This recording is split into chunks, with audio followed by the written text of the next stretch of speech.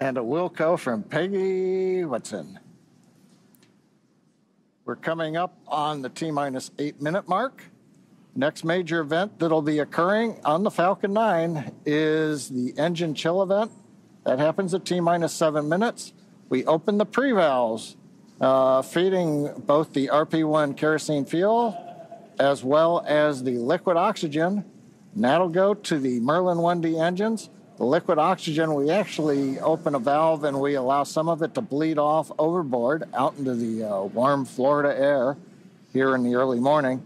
And that'll begin chilling in the turbo pumps on those 9 Merlin engines to get ready for when we ignite the engines starting at T-minus 2 seconds. Also interesting to note, just several minutes ago, as we talked about early in the webcast, the International Space Station flew over Kennedy Space Center. And so that means the orbit planes are lined up. We're ready to go in just 7.5 minutes from now.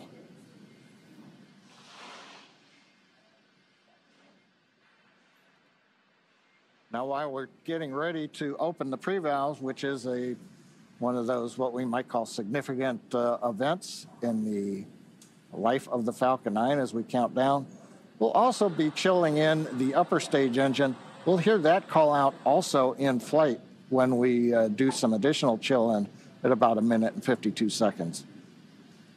Engine chill has started. There's that engine chill announcement from Mission Control, right on schedule. So now we just got about 50 seconds left as we continue to load RP1 onto the first stage. Falcon 9 is powered by liquid oxygen and RP1, which stands for Rocket Propellant 1, which is a highly refined type of kerosene.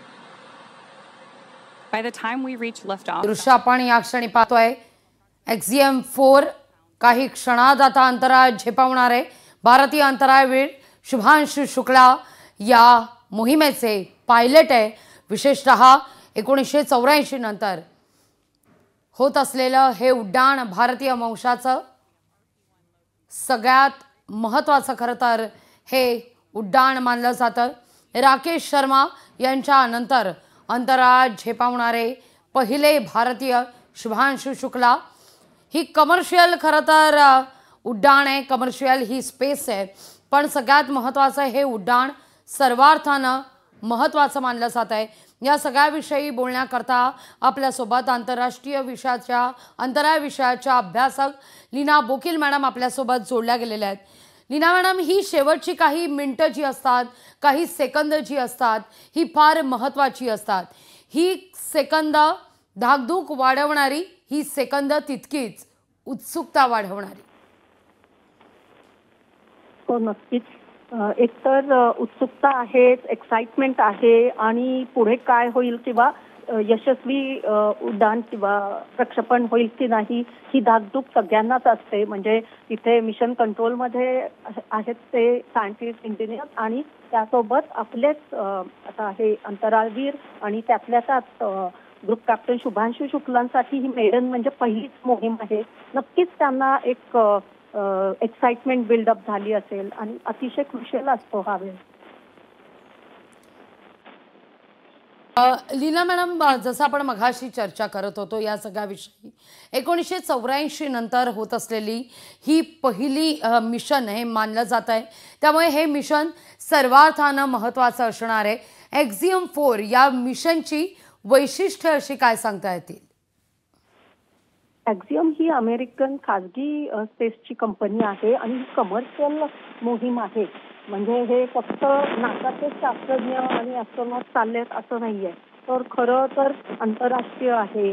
आणि त्यामुळे नासाच्या या पेगी ज्या आहेत veteran अनुभवी astronaut आणि त्यासोबत आपले इंडियन स्पेस रिसर्च ऑर्गनायझेशन इस्रोचे ग्रुप कॅप्टन शुभांशु शुक्ला जे एअरफोर्सचे आपले पायलट आहेत.